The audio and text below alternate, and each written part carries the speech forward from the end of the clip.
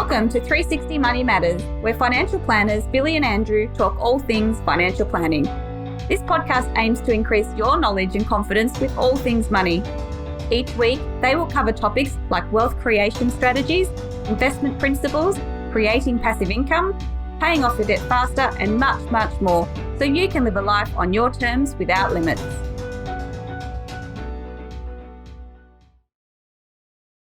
Hello and welcome back to another episode of the 360 Money Matters podcast. I'm Billy and I'm joined by my co-host, Andrew. Bills, here we are. We're back in our office and we're back for another episode of the podcast. That's it, Andrew, back again, and we love being in the recording studio, aka... Meeting room. Meeting room 1. Meeting room, yeah, that's it. Absolutely, with the 360 team working away hard in the background. Exactly right. Well, we're just here, just chatting, having a nice chat. We're not just chatting, Andrew. We're actually adding value and enriching the lives of our viewers and our listeners, right? Well, they're already listening. You don't need to plug the podcast anymore. Like and subscribe. Tell your family and friends. And if there's any sponsors out there wanting to sponsor us, we're open to sponsorship as well. Absolutely. That's it. Andrew, what are we talking to everybody about today? Yeah, so today we're talking about the fixed rate cliff. So mortgage interest rates. We have, or you probably have heard it. You probably heard of that point. So we're going to talk about what it is and what you can do if you're in that situation. So I've got one question for you and one question only. Why are you smiling? So the person that commented on Billy's video saying, "Why are you smiling?" I had a very good chuckle about it. I did a video on TikTok about this, actually. We're getting off topic here, but just really quickly, I did a TikTok video on this, and it's just my nature to have a smile on my face because I'm a kind of jovial individual. And I was talking about the fixed rate interest cliff, and somebody commented around why am I smiling when I'm talking about such a serious topic. So this is a serious topic. Billy's not going to smile through the whole episode. No, I probably will smile because I can't help myself. Andrew, let's get into a fixed rate cliff. I might jump in first. Essentially, a handful of years ago, so actually let me just preface it a little bit. Generally in Australia, when fixed rates are available, the majority of the fixed rate terms that people tend to gravitate towards is either a 2 or a 3 year fixed rate term. So 2 to 3 years ago, obviously COVID was happening, a lot of uncertainty in the world. A lot of mortgage holders decided to go down the fixed rate path to give them certainty around their repayments when it came to their loans. Fast forward 2 years or 3 years, those home loans are starting to come off fixed. Essentially, what's happening is those rates were taken out, arguably, and we'll talk about some numbers in a sec, Andrew, but arguably we were talking, a 2% interest rate, so fixed interest rate for 2 years at 2% interest rate, then converting off a fixed rate onto a variable rate, arguably about a 5.5% interest rate. So talking about your repayments going from a really small amount, and the numbers will help highlight this, to a much larger amount, and that's the description that's being thrown around in the media about the fixed rate cliff. Yeah. We're a little worse off than our friends over in the US, aren't we? I think the US, basically every home loan, or most of them, the vast majority of home loans, are on a fixed rate for life. So once you get into a home loan, you know exactly what you're going to pay for the life of the loan.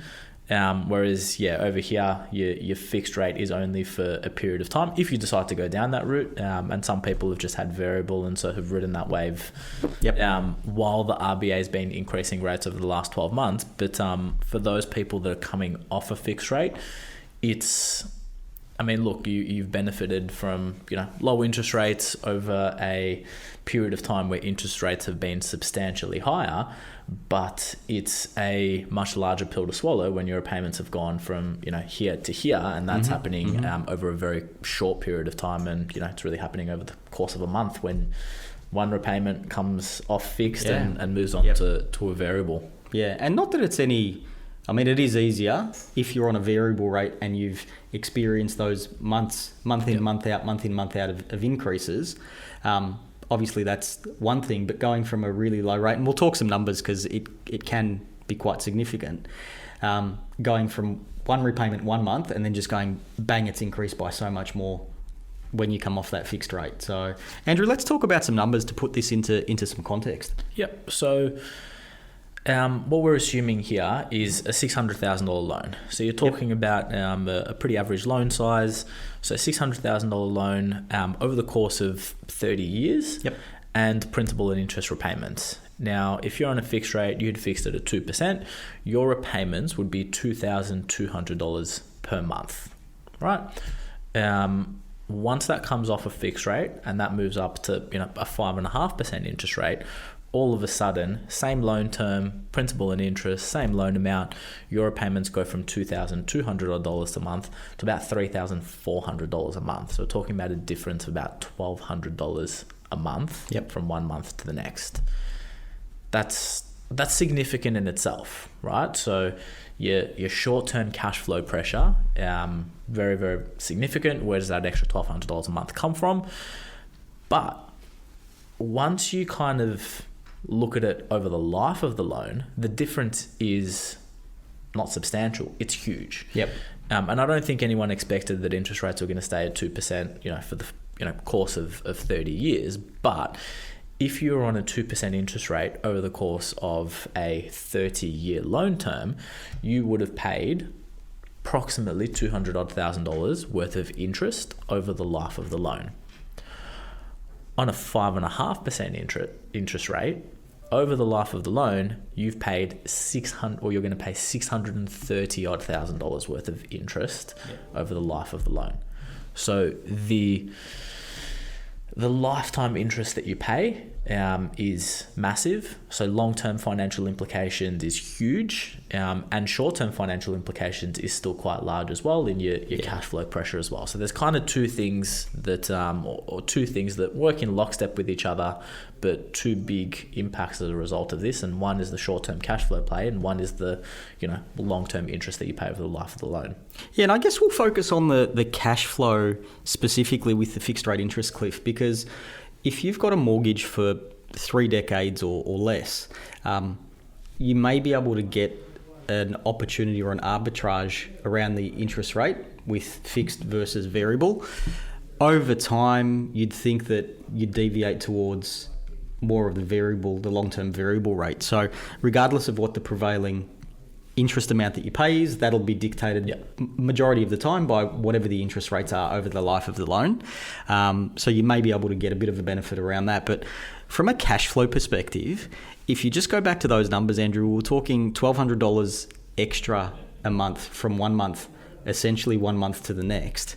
If you go and extrapolate that over a year, you're talking, what's that, $15,000 a year, in an environment where costs are more expensive as well too. So the cost of living has gone up. $15,000, that's what, an extra $300 per week. It's really significant.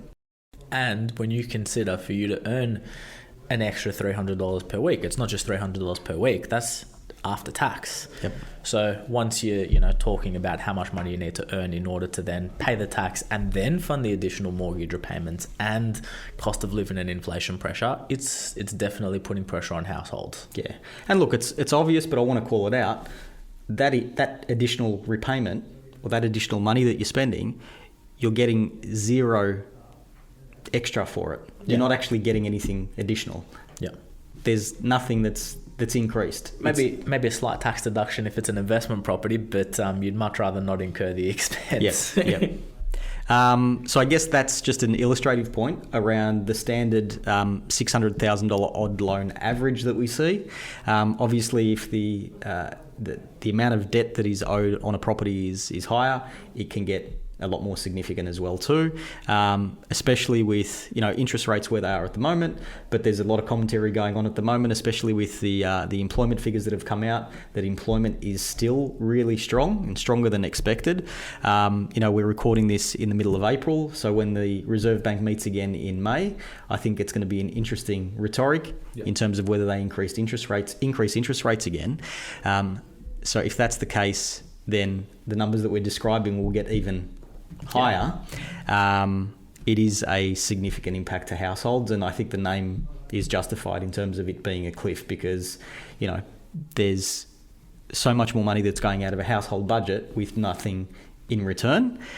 In saying that, Andrew, what can households and families do? What are some of the things that we talk about when we're delivering advice to people on this, about how to manage this, how to prepare for it, and what are some of the things, some of the practical steps that people can do to try and offset some of the pain that's coming? Yeah, I think the first point in call is you've hit the nail on the head when you said prepare.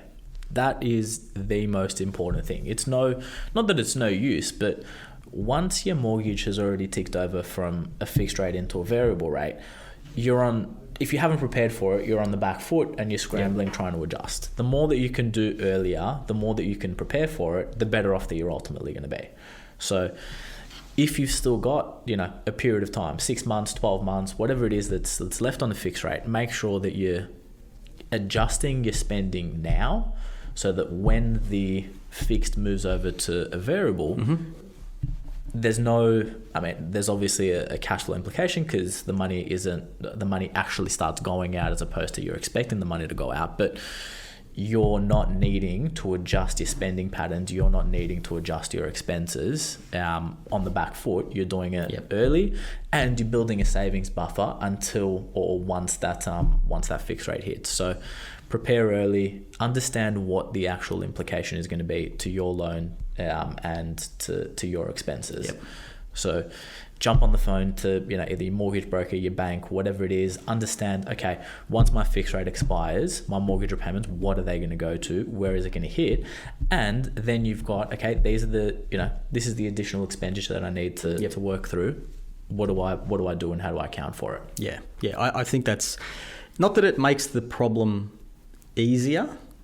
Look, to a certain extent, if you can plan for it, I think you end up in a better position. You still experience the impact of it, but you're absolutely right. Being prepared and knowing that it's coming, at least you know that it's coming, as opposed to it being a complete shock. Yeah, so exactly right. You can't understate that enough. And one of the things from our point of view and from our perspective as well, cash flow management becomes critical. So analysing your budget, figuring out, what's your discretionary, your non-discretionary is absolutely key. And let's face it, people don't love doing that because it can get quite boring and monotonous.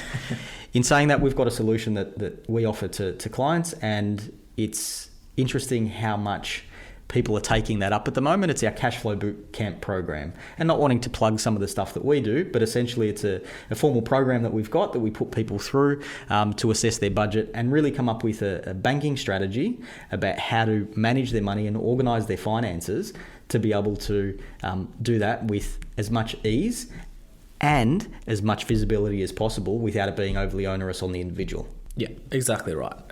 So what you're trying to do is ultimately reduce the amount that you're spending, discretionary or non-discretionary spending. You really want to drive that down in order to be able to either fully plug the hole of, the additional repayments, or at least partially, because for a lot of people it's, it's a multifaceted solution whereby you're, trying to pull a few different levers rather than just one silver bullet that's ultimately going to fix everything. I agree. I think that the cash flow boot camp and making sure that you have the right cash flow and banking strategy is something that's absolutely necessary in any circumstance. But it's especially important and it's especially highlighted in times like this when expenses are very high, either from inflation or a rise in the mortgage and interest rates that you're ultimately paying on your loan. Yep.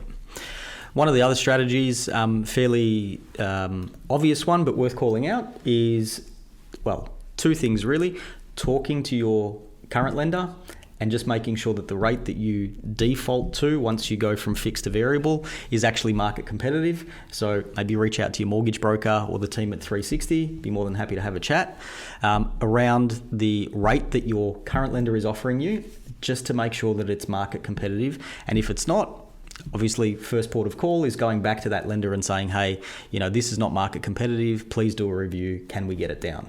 Yeah. So not that will change you from going from fixed to variable, but at least you want to make sure that you're not paying any more than is absolutely necessary in that instance. Yeah. So negotiate with your existing lender. Make sure that the interest rate that you're paying is market competitive. Yep. And if it's not, If it's not, then one of the things that you can consider is refinancing. Yeah. Now, one of the things that we've spoken about with refinancing in particular, there's probably two things in this. Refinancing for that example that we were talking about before, to make sure that you move from a not market competitive rate to a competitive rate, that obviously makes sense. Yep. One of the things that ordinarily we talk about, and it's a bit of a red flag for us, is when you refinance, you tend to default back to the 30-year loan term and you reset the loan term back to 30 years. So as an example, if you've been with your current lender for 5 years, if you then refinance with another lender, you go back to a 30-year term. If you don't do anything different above and beyond the contracted repayments, the total time frame that you've got debt is actually 35 years. Yep. 5 years that you've already done with your first lender, and then 30 that you've done with your second lender. Now that's a big red flag for us. So we always talk about matching the repayments to keep that in line with, the 30-year overall term.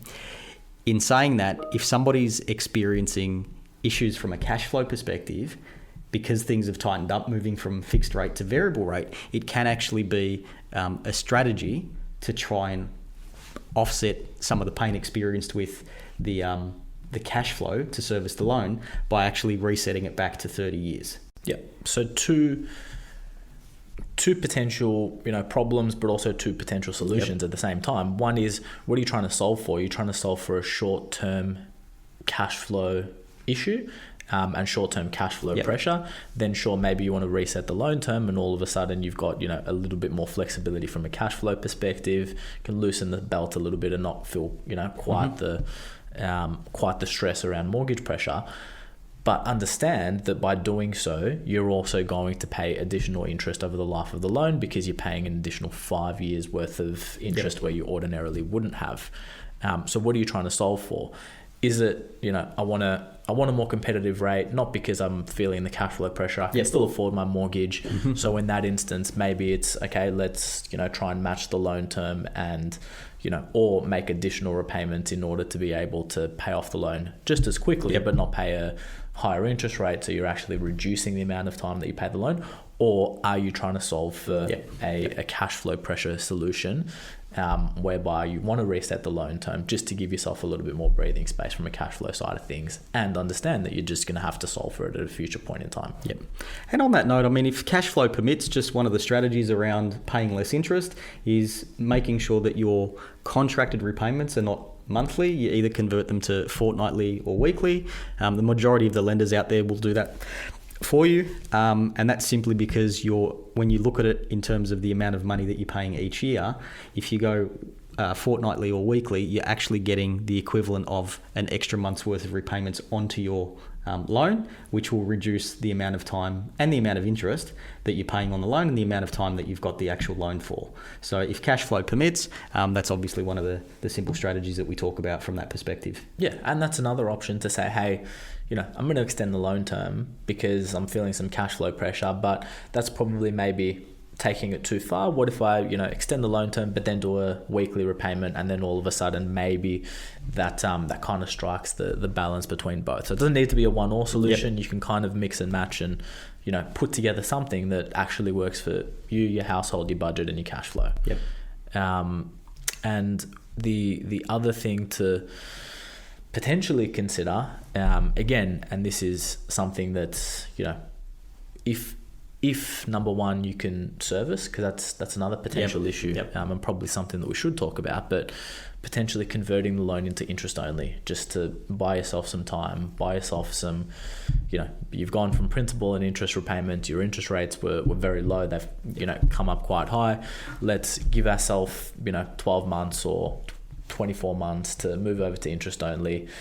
Understand that that's going to have some issues in the future in terms of the interest that you're paying over the life of the loan, but again, you're just trying to solve for the cash flow pressure and the cash flow burden at that point in time. Yeah, it's ordinarily it's not necessarily something that we'd advocate for, because we're always very big advocates of paying the principal back. And I think that's a fundamental mechanism of how debt should be managed. But if the circumstances call for it and you need to do it, that's definitely a consideration, and it's worth pursuing. It's not as simple as just being able to pick up the phone, ring the lender and say, hey, I want to convert from principal and interest to interest only. There's a lot of hoops that you have to jump through, and lenders understand why people do this, so they tend to get nervous around it. If you do have a broker and you want to consider that, I'd definitely suggest that you talk to your broker about it or your financial advisor, simply because I think you'll get a better result than potentially just going straight to your existing lender. Yeah, exactly right. Yep. Andrew, probably the other thing just on that note as well too, to call it out if you are experiencing any issues and you're worried about being able to make loan repayments, calling it out early and putting your hand up and asking for help, whether that's with one of your trusted advisors, one of your trusted professionals, or actually reaching out to your existing lender and talking to them. They have means and ways of dealing with people to offer support in situations like this. So doing the opposite of that, keeping it quiet and then going to them when you're desperate and you don't have any choices, is probably the worst thing that you can do. Yep. But there's programs in place that is designed to help people if they're experiencing financial distress. So if that's the case and you see that that's happening, I'd suggest that you call it out early and ask for help. Yeah, and I think, look, the strategy that I would follow is you probably first want to reach out to your financial advisor, your mortgage broker. You want to really look at, what are the levers that I can pull? Yep. What are the things that I can do in my situation before you go to the bank? And I'm not trying to deter people from going to your lender and saying, I'm experiencing some mortgage pressure and, I need to put a pause on mortgage repayments or anything like that. But the reason that I'd say is you want to speak to a professional, potentially outside of the bank first, is it will impact your credit history and it will impact your borrowing capacity in the future. So if there are other levers that you can pull before you get there, you want to, make sure that you can try that first before you start to, go to the bank and do things like that. Now, absolutely 100% agree with you. You want to speak to your existing lender. They will work with you and they will, try and help support. But it may have some implications in the future. So you also don't want to jump the gun on that when you haven't necessarily needed to, because there might have been other options that could have been in play. Yeah. I guess one of the final options as well too, once again, this is probably the last thing on the list of things that you can consider, is obviously the property, looking at selling it. Yep. Not what people want to do, and obviously getting into property is so difficult, so selling it is also a difficult decision as well too. But if you're out of options and you're just feeling the squeeze, and you don't know how you can manage it, and you've gone down all of those steps that we were talking about, selling the property is always a consideration as well too.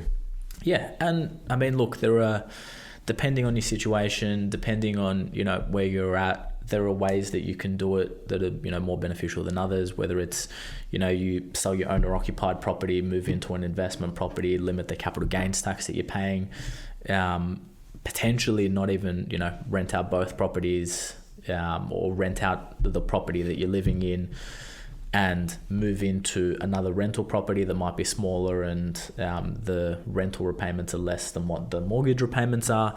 So, selling the property, renting out the property, selling one property over another property may have different implications. So really consider all your options in that, again, because there may be, other ways to manage it as well. Yeah. Andrew, well said, well summarised. Hopefully that was a good, succinct